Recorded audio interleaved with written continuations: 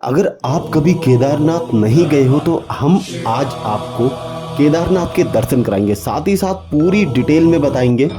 और लास्ट में आपको गर्भगृह के दर्शन होंगे जहां पर है भगवान भोलेनाथ का ज्योतिर्लिंग। केदारनाथ ज्योतिर्लिंग भगवान शंकर के 12 ज्योतिर्लिंग में से एक है और साथ ही यह पंच केदार में भी गिना जाता है। उससे पहले अगर आपने हमारा चैनल सब्सक्राइब नहीं किया है तो ऐसे ही वीडियोस के लिए चैनल को सब्सक्राइब करें। केदारनाथ मंदिर भारत के उत्तराखंड राज्य के रुद्रप्रयाग जिले में स्थित हिंदुओं का एक प्रसिद्ध मंदिर है। उत्तराखंड में हिमालय पर्वत की गोद में केदारनाथ मंदिर 12 ज्योतिर्लिंग में शामिल होने के साथ साथ 4 धाम और पंच केदार में से एक है। यहाँ की जलवायु के कारण यह मंदिर अप्रैल से नवंबर माह के मध्य ही दर्शन के लिए खुलता है। पत्थरों से बने कत्यूरी शैली से इस मंदिर के बारे में कहा जाता है इसका निर्माण पांडवों के पौत्र महाराजा जन्मेजय ने कराया था। यहाँ स्थित स्वयंभू शिवलिंग अति प्राचीन है। आदि शंकराचार्य ने इस मंदिर का जीर्णोद्धार करवाया था।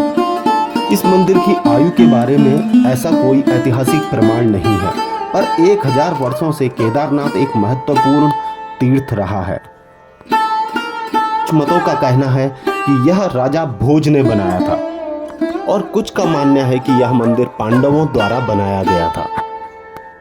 2013 के दौरान भारत के उत्तराखंड में आई अचानक बाढ़ और भूस्खलन के कारण केदारनाथ सबसे अधिक प्रभावित क्षेत्र रहा। यह ऐतिहासिक मंदिर सुरक्षित रहा, परंतु मंदिर के आसपास का इलाका पूरी तरह तबाह हो गया। यह भूमि 21वीं सदी में भी प्रतिकूल है। एक तरफ 22,000 फीट ऊंची केदारनाथ पहाड़ी, दूसरी तरफ 21,600 फीट ऊंची कराच कुंड और तीसरी तरफ 22,700 फीट ऊंचा भरत कुंड है।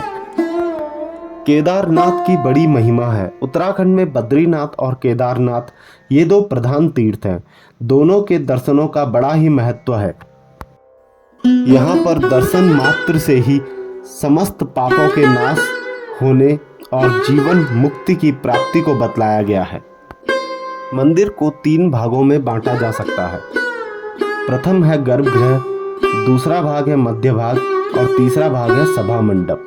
गर्भगृह के मध्य में भगवान श्री केदारेश्वर जी का स्वयंभू ज्योतिर्लिंग स्थित है, जिसके अग्र भाग पर गणेश जी की आकृति और साथ ही मां पार्वती का श्री यंत्र विद्यमान है। ज्योतिर्लिंग के पृष्ठ भाग पर प्राकृतिक स्फटिक माला को आसानी से देखा जा सकता है। श्री केदारेश्वर ज्योतिर्लिंग के चारों ओर विशालकाय 4 स्तंभ विद्यमान हैं, जिनको चारों वेदों का द्योतक माना जाता है, जिन पर विशालकाय कमलनुमा मंदिर की छत टिकी हुई है। ज्योतिर्लिंग के पश्चिमी और एक अखंड दीपक है जो कई हजार सालों से निरंतर जलता रहता है। जिस द्वार बंद रहने के बावजूद वहां एक ज्योति है जो जलती रहती है। इसके पीछे का क्या राज है आज तक कोई नहीं समझ पाया। और यह जो आप वीडियो में शिला देख रहे हैं इसे भीमशिला के नाम से जाना जाता है। 2013 में आई बाढ़ के समय यह भीमशिला मंदिर के पीछे आकर रुक गई, जिस कारण पानी 2 भागों में बंट गया और मंदिर क्षति होने से बच गया। कहा जाता है कि इस ज्योतिर्लिंग की स्थापना का इतिहास यह है कि हिमालय के केदार श्रृंग में भगवान विष्णु के अवतार महातपस्वी नर और नारायण ऋषि तपस्या करते थे। उनकी आराधना से प्रसन्न होकर भगवान शंकर प्रकट हुए और उनके प्रार्थना अनुसार ज्योतिर्लिंग के रूप में सदा वास करने का वर प्रदान किया। श्री कथा के अनुसार महाभारत के युद्ध में विजयी होने पर पांडव भ्रातृ हत्या के पाप से मुक्त होना चाहते थे। इसके लिए वे भगवान शंकर का आशीर्वाद पाना चाहते थे, लेकिन वे उन लोगों से रुष्ट थे। भगवान शंकर के दर्शन के लिए पांडव काशी गए, पर वे उन्हें वहां नहीं मिले। वे लोग उन्हें खोजते हुए हिमालय तक आ पहुंचे। भगवान शंकर पांडवों को दर्शन नहीं देना चाहते थे, इसलिए वे वहां से अंतर्ध्यान होकर केदार में जा बसे। दूसरी ओर पांडव भी लगन के पक्के थे। वे उनका पीछा करते हुए केदार पहुंच ही गए और कहा जाता है कि भगवान शंकर ने तब बैल का रूप धारण कर लिया और वो अन्य पशुओं के साथ जा मिले। पांडवों को संदेह हो गया, अतः भीम ने विशाल रूप धारण कर 2 पहाड़ों पर पैर फैला दिए और अन्य सभी गाय बैल तो निकल गए, पर भगवान शंकर जो बैल रूपी थे पैर के नीचे से जाने को तैयार नहीं हुए। अतः भीम ने उन्हें पहचान लिया और उन्हें पकड़ लिया। भगवान शंकर पांडवों की भक्ति दृढ़ संकल्प देखकर प्रसन्न हो गए। उन्होंने तत्काल दर्शन देकर पांडवों को पाप से मुक्त कर दिया।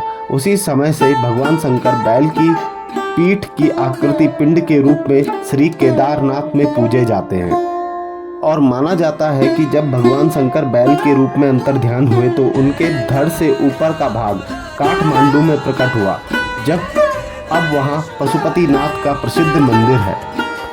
भगवान शिव की भुजाएं तुंगनाथ में, मुख रुद्रनाथ में, नाभि मदमहेश्वर में और जटा कल्पेश्वर में प्रकट हुए।